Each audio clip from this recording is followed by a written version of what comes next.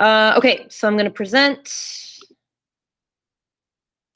and there's not a lot for you to write today, but one of the reasons I want you to have your notebook in front of you is because it has your design in it. And I graded a few of the assignments that you submitted yesterday where it was your design and your clay in your paper plate. And so I haven't graded all of them yet. But the ones I graded, it looked like you guys had some good game plans. And I'm excited to see them actually come to fruition today when you do your design on your plate, on your actual clay plate. So, so that's what we're talking about today, adding designs. Side note, isn't this hypnotic? This is a person that painted a plate to work like a zoetrope. A zoetrope is one of the first forms of animation that came about due to the advent of photography back in I think it was the 1920s, I want to say. And anyway, they painted this plate with these little cubes in just such a way so when the plate spins at the right tempo, it looks like the cubes are moving. It's miraculous and very, very satisfying to watch. So I had to include that. Not that I expect you to do that with your design, but it is possible. Like it takes a lot of planning and a lot of mathematics, but it's pretty cool to watch. So I digress. So here's what I want you to jot down today. This is it, really. So just write this down in your notebook. Your design placement is something that's really important for you to figure out today because it's going to dictate the whole feel of your plate project. So when you're considering adding your design today, first thing you have to think about, do you want your design to be symmetrical? So it is the same top to bottom, left to right, or do you want it to be asymmetrical? They have a different feel to them. A symmetrical design feels more stable and more predictable. An asymmetrical design can feel more exciting and more dynamic.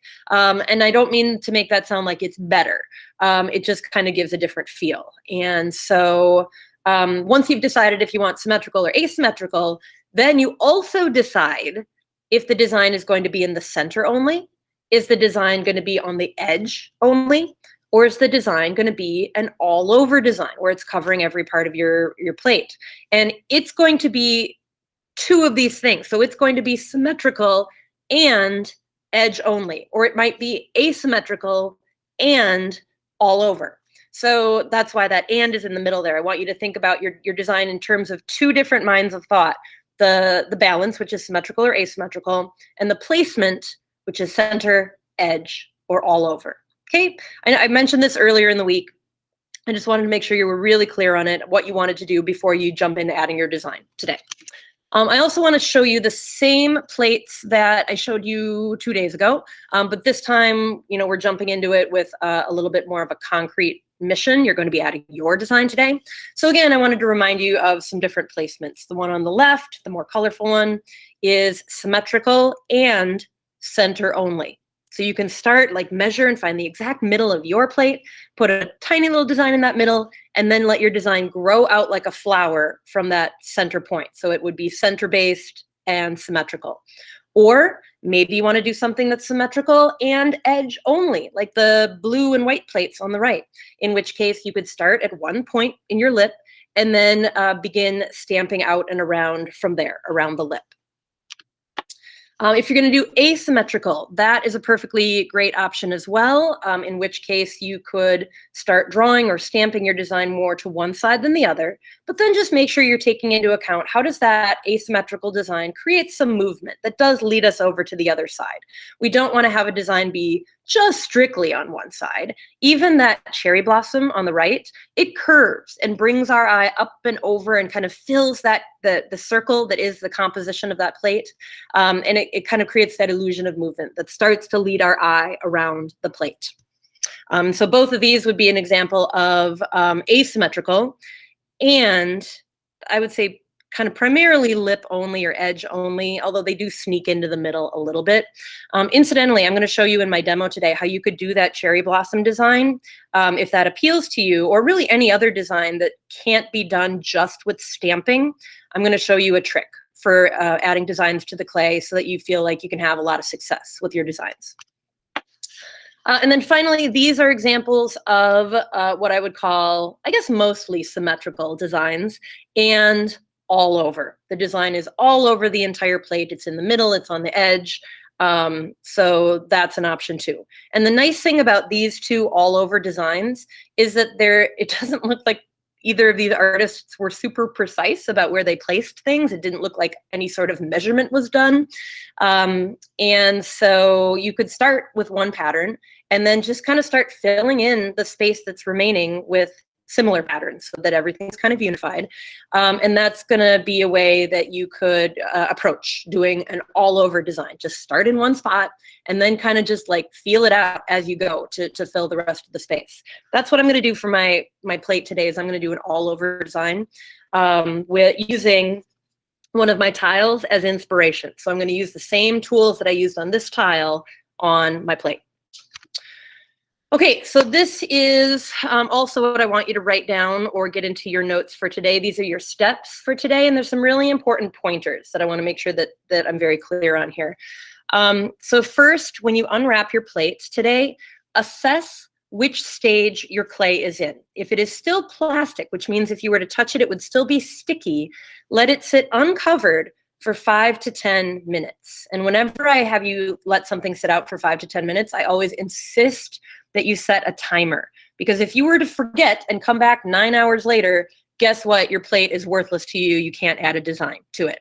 So set a timer for 5 to 10 minutes if you feel like your plate is still kind of sticky. If, like in my case, I opened up my plate this morning and I found that it was kind of like the dry side of leather hard, like it might be difficult for me to stamp into it, I just used a wet sponge and I rehydrated that portion that I felt was kind of dry. So you might run into that same scenario and then just add some moisture, but with a wet sponge.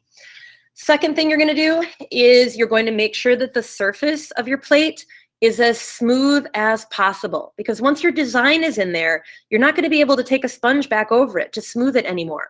So make sure it truly is smooth, make sure it truly is leather hard, make sure your lip is truly consistent. So look at that plate from the side, and if you turn the plate from the side and you see that one side of your lip is really thick and another side is really thin, use a scraper. Like I think I told you to look for an old ID card, a plastic ID card, or an old used up gift card to use as a scraper, and scrape down those sides that are still a little bit thick so that your lip is consistent. Because again, once your design is in there, you're not going to be able to do any scraping or smoothing or fixing in that interior of your plate. So do all those refinements first before you add your design. Then you get to plan out your composition. If you're doing something symmetrical, you may want to use a ruler and find the exact center of your plate and then really lightly just draw those little quadrants, those little lines to map out where your design is going to go. And then once you've added your design, just take your fingertip and blend those little guidelines away. So we don't want to see those guidelines as part of your design necessarily. Maybe we do, I guess. I don't know. But I would think that your guidelines should end up being blended away later. They're good and they're helpful for helping you map out and have your design be symmetrical if that's what you're going for.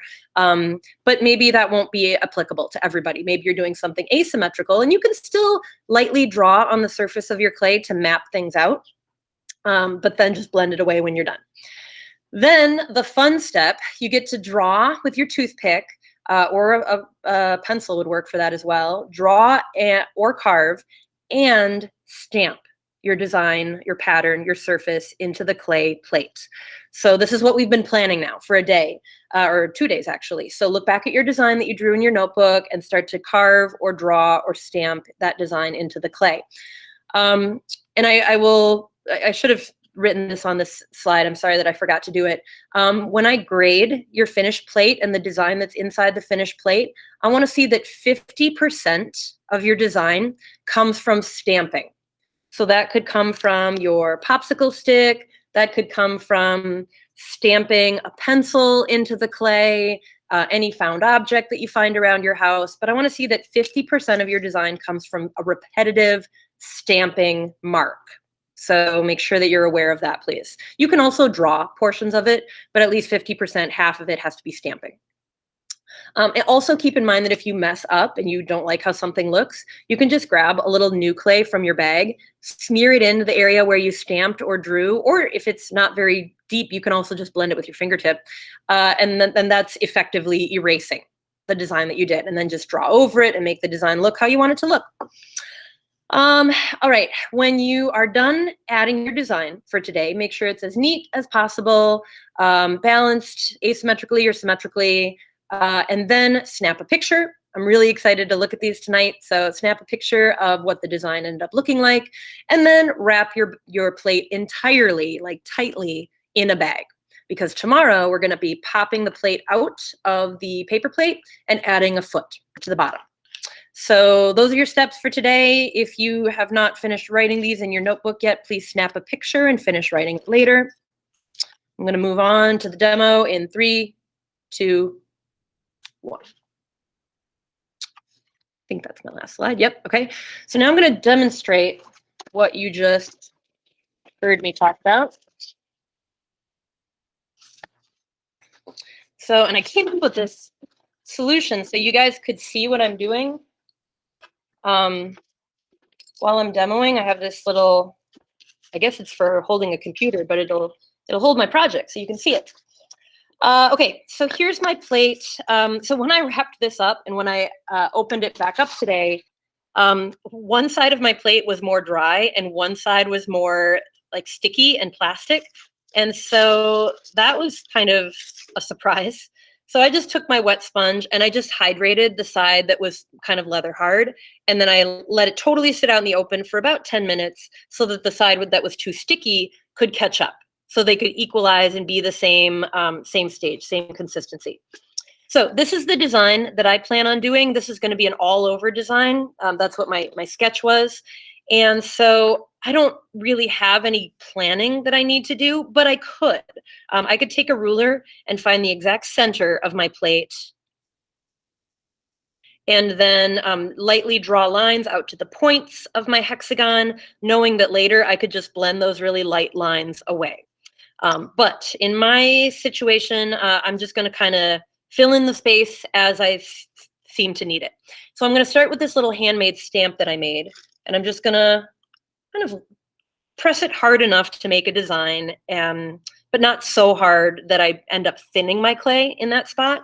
And I'm just going to do a few of those.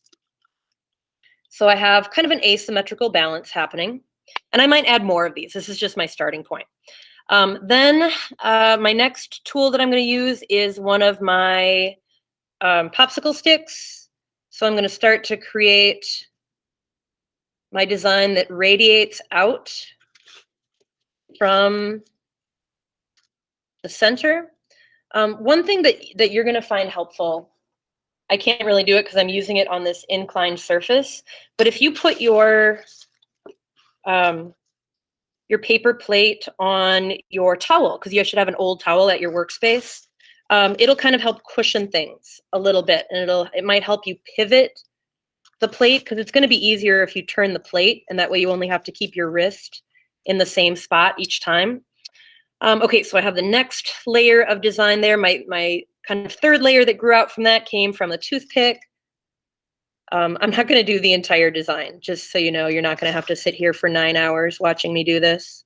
This is, again, though, another good example of how you can, once you kind of are in the zone, you can just have some really chill music playing in the background.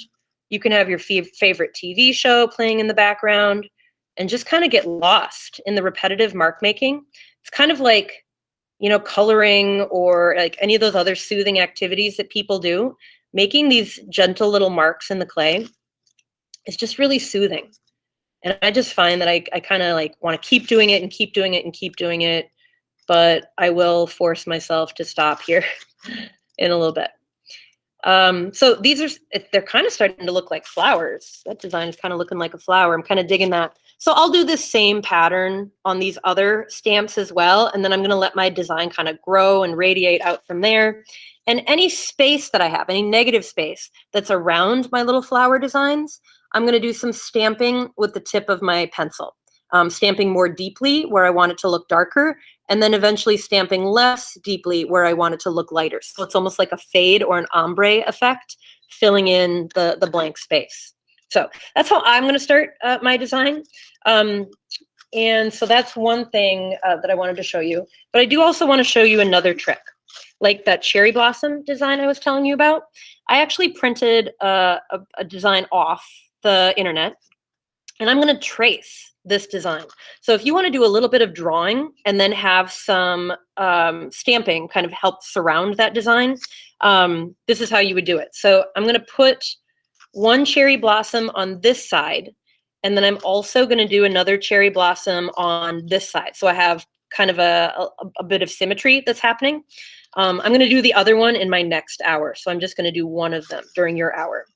So I want to use the same picture for both designs, and I don't want to destroy my picture. So here's how you trace on clay without destroying your design. Take your little toothpick that you got here and use that to poke little holes through the paper to trace your design onto the clay. You can also use one of the paper clips that I've given you to do this.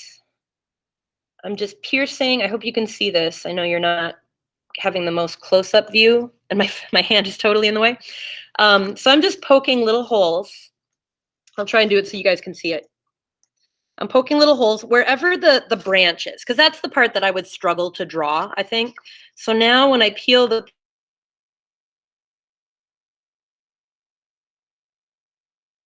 connect the dots, like a dot to dot, and I can take my toothpick and I'm going to connect those dots to make the branch for my cherry blossom tree. Now my clay is a little bit on the plastic side, so I'm getting some boogers, or I guess the more gentle way to say it is spurs. That's where the clay gets roughed up. It gets displaced by the tool that you're drawing with. So try not to let those little boogery spurs really bother you, because once this is more dry, we'll be able to just melt those or brush those away, okay? So it's ideal if we don't have them. Having your clay be more dry and leather hard will eliminate or minimize those little spurs. But if you have them, don't let them worry you right now, because if you were to take your sponge and try and brush those away, you would also lose your design, and that's not worth it. Okay, so now to make my cherry blossoms, I have this side of my popsicle stick. Where's the camera? That's like a point. And then I have the opposite side that's going to be like the, so this will be the interior of the petal, and this will be the exterior of the petal. I didn't know how else to phrase that. Okay, so I'm going to create some little petals by stamping the pointed end of my popsicle stick. And then I'm going to use the other end of my popsicle stick to create the other side of the petal. And I'll hold this up closer in a minute so you can see. So there's my little cherry blossom. And then I would do probably several of those. I would try to maybe do some smaller and some bigger, so there's some variety there. But this is one way to create that 50-50 design requirement, where a portion of it is drawn, and that's fine, but at least 50% is stamped. And remember, if you want to do your entire design with stamping, like with things you've made or found objects, that's 100% fine. I'm just saying, I know there's some people that want to draw portions of their design, and that's fine, as long as half of what you show me is stamped. Okay. So let me do one more cherry blossom here, just so I can really kind of get some good practice with this. And then we'll move on to the end. Okay, so there's the interior of the petals and the exterior of the petals. So I'm really trying to line them up. Yeah, I'm digging that. And it's kind of overlapping the branch a little bit, so I get some illusion of layering. So that's another technique you can try if you want. And it doesn't have to be a cherry blossom. You can print whatever you want and trace that onto the clay. So now, of course, now that I'm done, I'm going to bag this up. I'll bag up the other one too in a little bit. And I would seal up that bag just because we don't want to run the risk of it drying out too much before tomorrow. We do need it to be dry enough so that, so we can pop it out of the plates tomorrow, but we'll worry about that tomorrow. We'll speed up the drying if we need to. We just don't want it to get too dry because that really limits what we can do. So, hang on a sec, I'm going to stop recording.